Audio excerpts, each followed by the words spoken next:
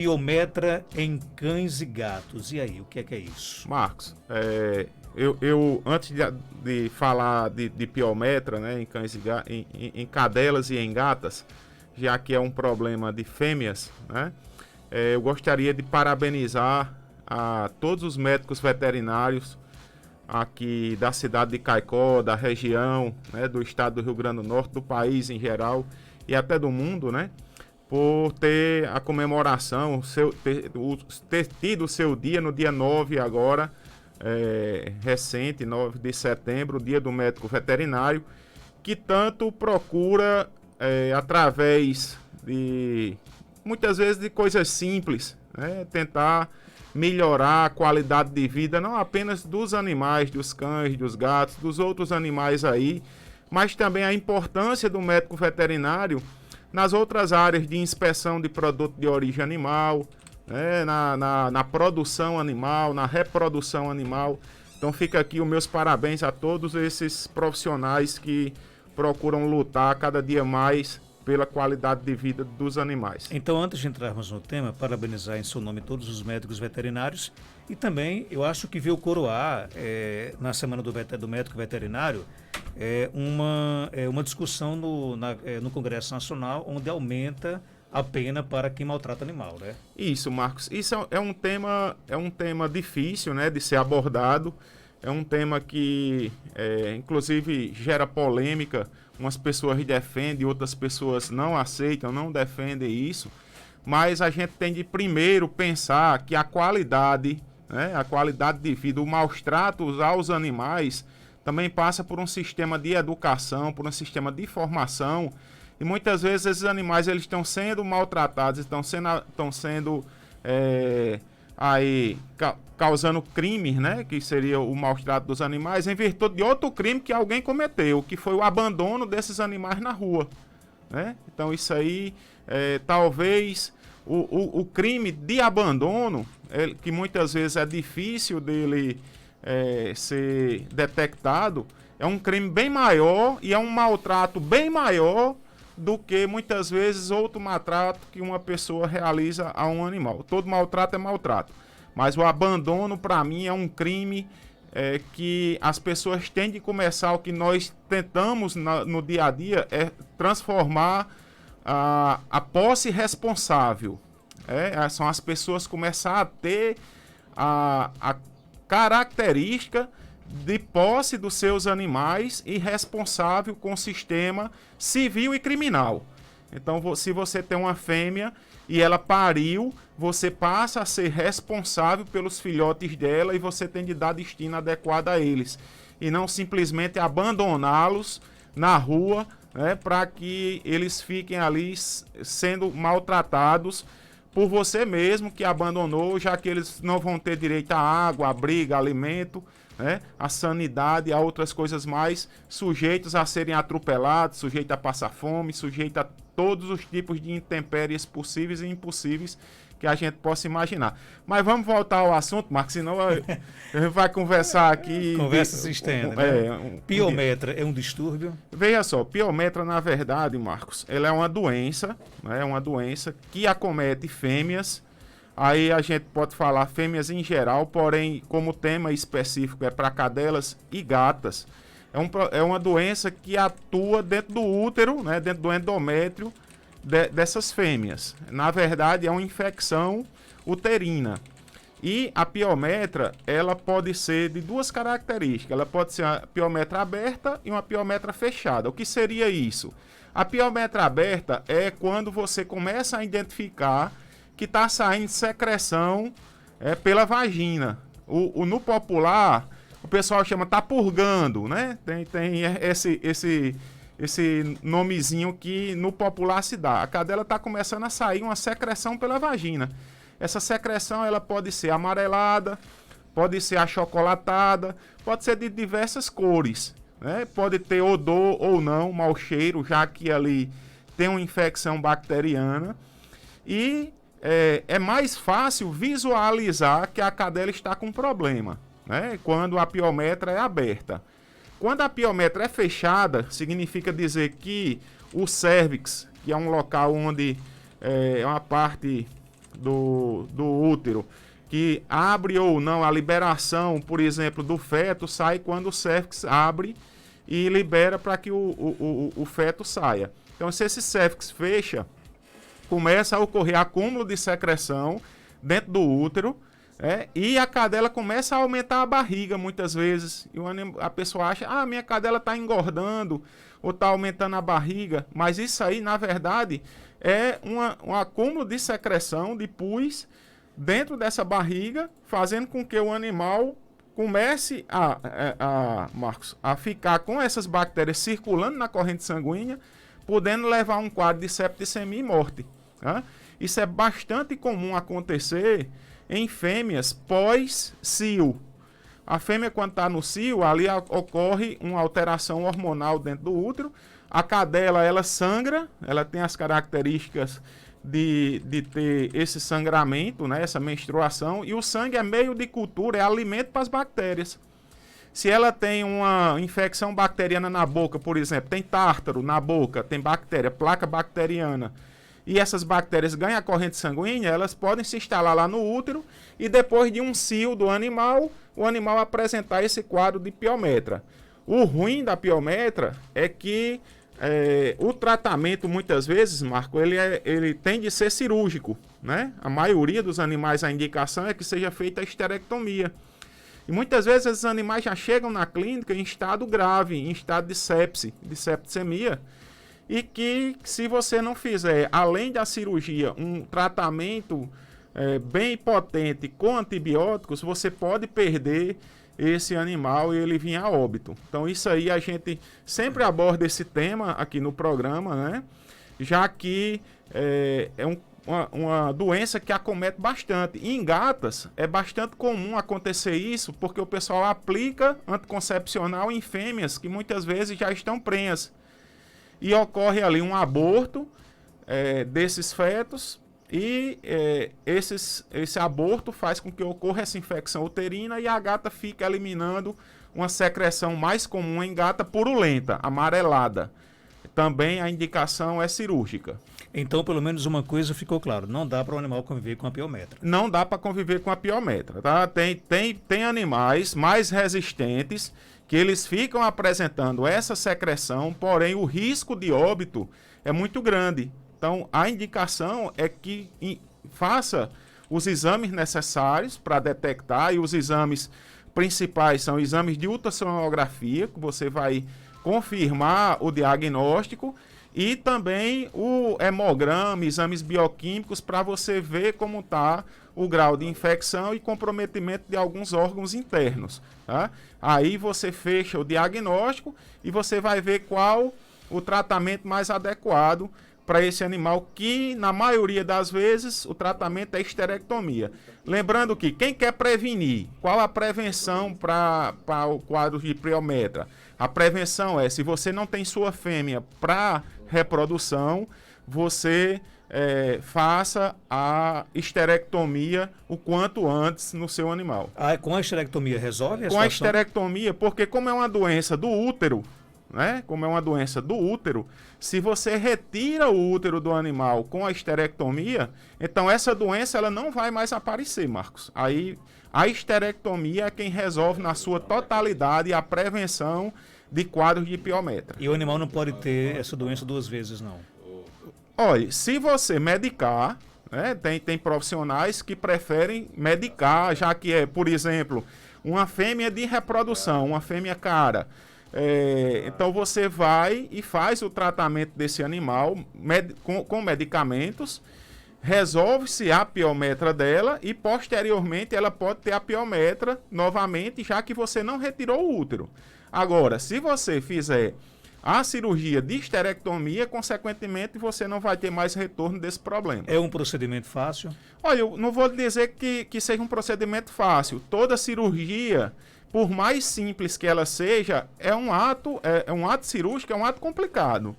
Porque pode existir diversas complicações, não apenas no procedimento anestésico, mas também pode ter complicações durante o ato cirúrgico, uma hemorragia, pode ter um rompimento de um órgão, por exemplo. É muito comum chegar na clínica animais que tinham piometra fechada e o útero rompeu né? Estourou, falar no popular também, estourou o útero para dentro da barriga, né?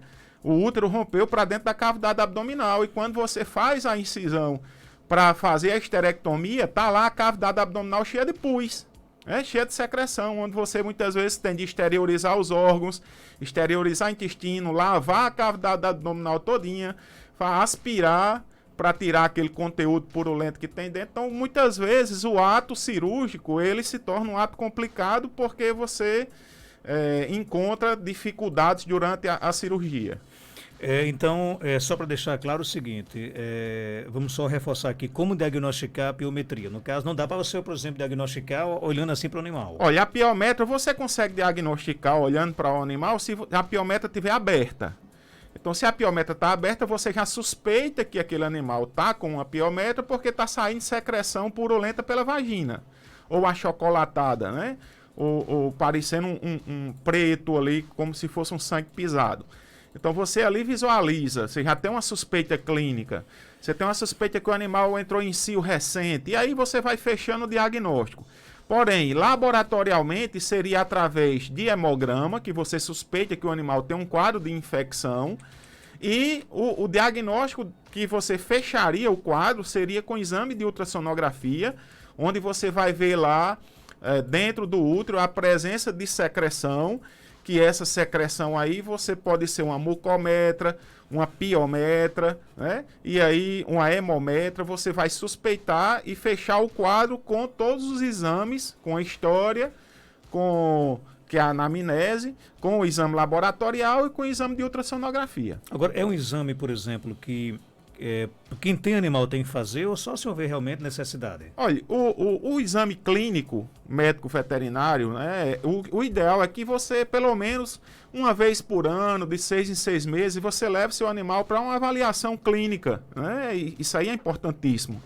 Agora, o exame de hemograma, o exame de ultrassonografia, aí vai depender de cada profissional médico veterinário solicitar esses exames se ele julgar necessário durante a consulta que ele vai realizar. Então, o procedimento clínico, que é o exame do animal, é uma coisa. Os exames que cada profissional vai solicitar, aí vai depender da conduta clínica e da necessidade que o animal naquele momento estiver tendo de cada exame, Marcos. Vamos aqui para o nosso WhatsApp, 988-775550, Dr. Robson. Eu moro em Natal e vim visitar minha namorada. Adotei uma gata filhote daqui, deve ser de Caicó, né? Gostaria de saber quais os cuidados que eu deveria ter ao ir para a praia com ela. Primeiro, gato não gosta de água, né? Então, gato, se você for levar gato para a praia, você vai causar um estresse muito grande, porque é um ambiente que gato não gosta. Diferente de cão. O cão adora o mar, porque ele gosta de brincar com a espuma, ele gosta de brincar na areia, totalmente diferente das características. Então, eu acredito que você já repense em estar levando um gato para a praia. Eu, particularmente, profissionalmente, eu não aconselharia. Gato gosta mais de um ambiente tranquilo, de um ambiente fechado, né? De um ambiente de comodidade. Tá? Então, eu vou parar por aqui, Marcos, porque eu não aconselharia levar um gato para a praia. Vai estresse para o animal? Estresse para o animal, ele não vai gostar, ele não gosta de multidão, não gosta de gente, não gosta de barulho. Então isso aí são características que um gato ele não tem. Agora, quais as dicas que eu posso dar já que você adotou, né? Primeiro, dar os parabéns. Eu dou os parabéns a toda pessoa que adota um animal. Primeira coisa que você tem que fazer é manter a carteira de vacinação dele em dia. Vacinar, tem aí as vacinas de raiva, tem as vacinas de virose. Vermifugá-lo periodicamente. A vermifugação, quando você der o vermífugo, você tem de repetir com 21 dias. Pode ser entre 15 e 28. Eu particularmente gosto que vermifugue com 21 dias. E você manter a parte de higiene, alimentação, ter os cuidados básicos que um gato necessita. Doutor Robson, minha cadela tem 4 meses, morde muito. O que é que eu posso fazer para ela parar de morder? Dá um brinquedinho para ela, desde que ela não engula esse brinquedo, para não ter um problema depois para a gente lá cirúrgico. Nesse período aí, 4 meses de idade, é quando ela está começando a ocorrer a troca dentária, Marcos. Tá começando a cair os dentes que nós chamamos de dentes decíduos e começando a nascer os dentes definitivos.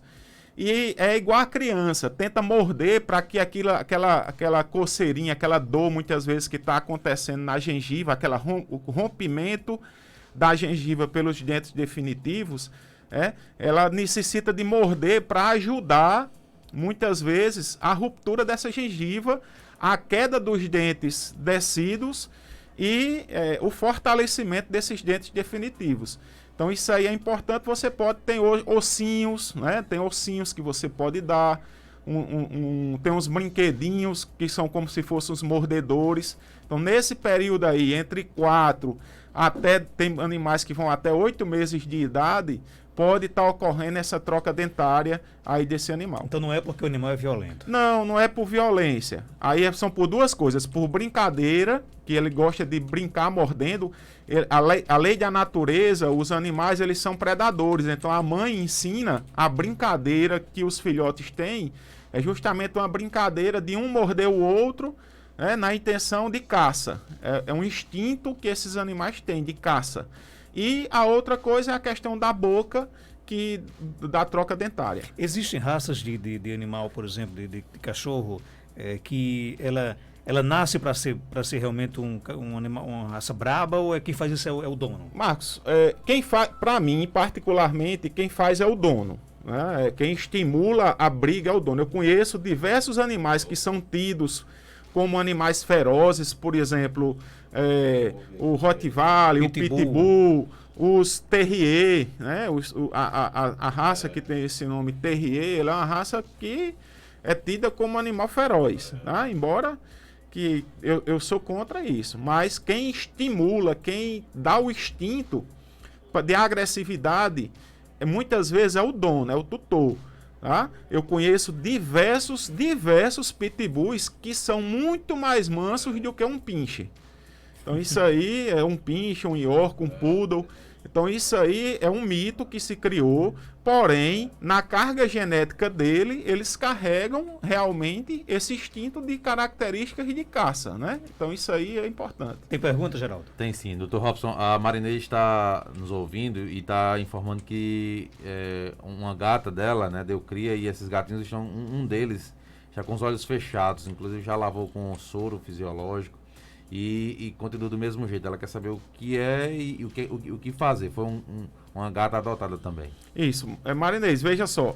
Em felinos existe um grave problema aqui na nossa região, em todo local, que chama-se complexo respiratório felino. Nós não podemos dizer a você qual agente está causando. Pode ser uma clamídia, pode ser um micoplasma, pode ser uma calicivirose, pode ser diversos agentes, inclusive ao mesmo tempo, causando esses quadros de problemas respiratórios, oculares e na boca desses animais. Esse problema oftalmológico que ela está apresentando em olho fechado é bastante comum em gatos. O ideal é que você realmente lave com soro caseiro, limpe essa secreção, mantenha sempre o olho aberto. Agora tem de passar por uma avaliação para verificar se existe ou não presença de úlcera de córnea nesse olho, porque o colírio, Marcos, muitas vezes as pessoas usam de forma errada. Tem colírios aí que tem produtos dentro desses colírios que, se o olho tiver uma úlcera de córnea, vai atrasar o processo de cicatrização, podendo ocasionar um problema mais grave, consequentemente uma ruptura dessa córnea, podendo causar a cegueira desse animal. Tem pergunta aqui chegando. Bom dia. Dr. Robson, eu tenho um gatinho aqui amarelinho, que eu já comprei tantos antibióticos para ele, e ele não fica bom de uma gripe. E ele fica roncando e respirando pela boca. E aí, doutor Robson? Eu falei há pouco, Marcos, do problema que existe em felinos, que seria o complexo respiratório felino. muitas vezes as pessoas utilizam aí medicações, antibióticos, dão antibiótico de todo jeito, mas o agente causador é resistente muitas vezes a esse antibiótico, ele não é sensível. Ou quem está causando o problema não é uma bactéria, é um vírus, né? E você dando antibiótico para o vírus não vai servir para nada. Então, por isso que a gente solicita que leve a presença de um médico veterinário para que ele possa avaliar, fazer os exames necessários. Muitas vezes você tem de fazer, além do hemograma, uma cultura para ver qual é, uma cultura com antibiograma para saber qual é o agente que está causando e qual o antibiótico aquele agente é sensível, para poder fechar um diagnóstico e prescrever corretamente a medicação para esses animais.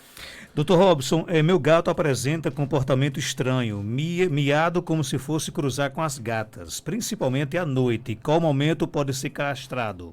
Olha, o gato, outra coisa, Marcos, interessante, eu vou até, tem muita gente que chega na clínica com uma gata para ser castrada e quando a gente vai castrar é um macho, tá? É um gato. Como também tem muita gente que chega na clínica com um gato para castrar e quando a gente vai olhar é uma gata. Então isso aí acontece bastante, isso aí, muito comum, tá? O momento para castrar gato e gata geralmente é a partir dos 6 meses de idade. Até com 5 meses a gente, eu pelo menos oriento castrar a partir dos 5, 6 meses de idade sem menor problema.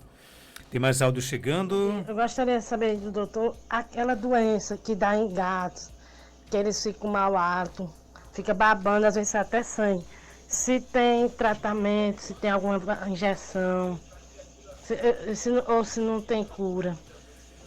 E aí, doutor Robson? Marcos, a doença mais comum, existem várias doenças que podem causar esses quadros que ela está falando aí de problemas na boca. A gente pode ter desde a presença de placas bacterianas, que seriam os tártaros, que pode causar uma gengivite e, consequentemente, uma infecção na boca, nesses dentes, e levar esse animal a esse quadro que ela apresenta. Mas o mais comum aqui na nossa região são pacientes que apresentam FIV, que seria a AIDS felina, né? A imunodeficiência viral felina, que também dá esses quadros de gengivite, mas principalmente ele baixa a imunidade do animal, abrindo porta de entrada para outra doença que seria a calicivirose. Então a calicivirose é a doença que mais causa esses problemas, essa sintomatologia de gengivite, os dentes começam a apresentar a furca, dá um quadro de infecção bacteriana, o animal deixa de comer, saliva, a boca fica fedorenta, dá amidalite, dá um quadro bem severo. Esses quadros, eles têm de ser confirmados, avaliados pelo profissional médico veterinário e ver qual o tratamento vai ser mais adequado. Aí esse tratamento pode ir desde a parte só do tratamento periodontal, que é a retirada dos tártaros, a melhoria da gengivite, a medicação, mas até a extração radical de todos os dentes da boca desse animal, para que você possa dar uma qualidade de vida a ele, já que esse problema, infelizmente, é um problema que ele é tratável. O médico veterinário consegue tratar, porém não consegue curar esse animal dessa doença. Tem mais áudio chegando. Bom dia, doutor. Minha gatinha está com 3 anos de idade. Desde os 5 meses que eu dou aquela ração Golden Gatos. Não é que ela abusou, mas tipo assim, eu já percebi que ela diminuiu um pouco de comer. E eu gostaria de saber se tem algum problema se eu mudar a ração dela. Ela é castrada. E aí, doutor Robson? Olha, a troca de ração, ela pode ser realizada sem menor problema, desde que a senhora faça primeiro, troque para uma ração de boa qualidade também, já que a senhora dá uma ração de boa qualidade, que troque a ração para outra ração de boa qualidade. E a senhora ter o cuidado de não trocar subitamente a ração, porque a ração quando vai ser trocada de forma súbita, pode causar um problema digestivo ou o animal recusar em comer a ração que vai ser trocada. Então eu oriento, Marcos, trocar a cada 2 dias, por exemplo, dá 80% da ração, bota 20% da outra, e você vai fazendo essa transição até chegar a 50% e depois 80% da ração definitiva, 20% da outra, e você consegue trocar sem menor problema. Dr. Robson Góes é médico veterinário, está na Clínica Veteripet, na Rua Augusto Monteiro, 569, aqui no centro de Caicó, telefone 3421-1263. Você pode seguir, inclusive, a Veteripet no Instagram, instagram.com/Veteripet Caicó. Dr. Robson, obrigado, até sexta-feira, se Deus quiser. Obrigado, Marcos. Desejar uma boa viagem ao pessoal da raça, que acredito que está viajando aí agora para Natal, né? Que teve conosco ontem. Prazer sempre recebê-los. E desejar aí um bom final de semana a todos. Estamos à disposição para atendê-los. 8h10, volto já após nosso